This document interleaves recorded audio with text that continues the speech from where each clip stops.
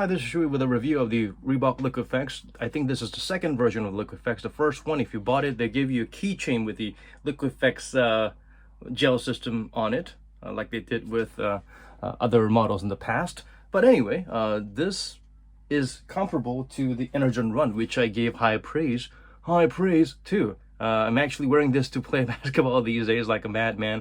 But one thing clearly different is you can see this gel-like system around here. So what it does is it provides a level of stability. It really helps with stability, not exactly shock absorption, but somewhat of an energy return maybe. It feels rigid and bouncy, but it's not absorbent. It's very prominent on the lateral and the medial side, and one little bridge across.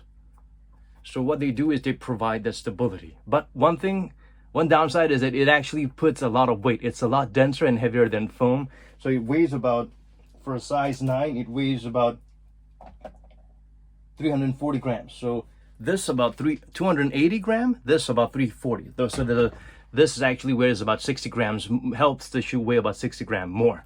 So therein lies the downside. So if you're like sensitive to weight, you will feel your heel feeling a little bit heavier than the forefoot. Another thing is the forefoot cushioning is not as prominent as the Energon Run, but it is better than most shoes out there. If I've never experienced the Reebok Energon Run, I would give this a lot better points in terms of cushioning, but this is quite minimal all around. The heel cushioning, because the fuel foam is not all around, but rather there are some parts that are compromised to give room for the liquifects.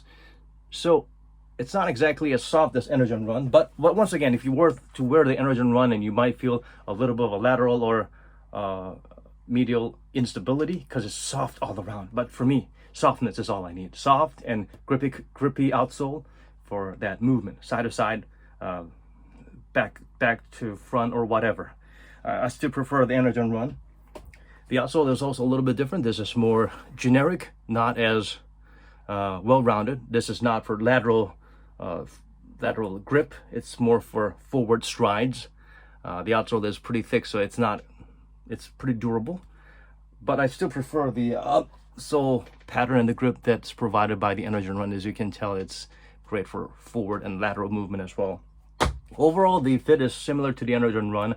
The upper material for this particular model is a little bit unique. It's not just a foamy, weak, wavy foam. It actually has a little bit more structure to them because of the way it's knitted. It seems like it sort of like has multiple layers of wires to provide some structure. So it's structured. It provides better support and breathability. So that's one plus factor for the liquifects. But once again, the downside is a little bit heavier, and you feel that imbalance with the heel having a little bit more weight because of the liquifects.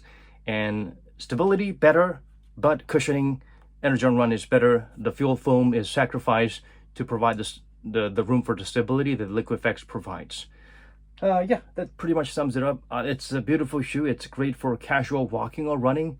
I suppose it might even be better in terms of long-term running than the Energon Run because it's not mushy. It actually has a little bit more bounce. But to me, the bounce feels like it sacrifices the cushiness of the fuel foam, what the fuel foam can provide if used adequately.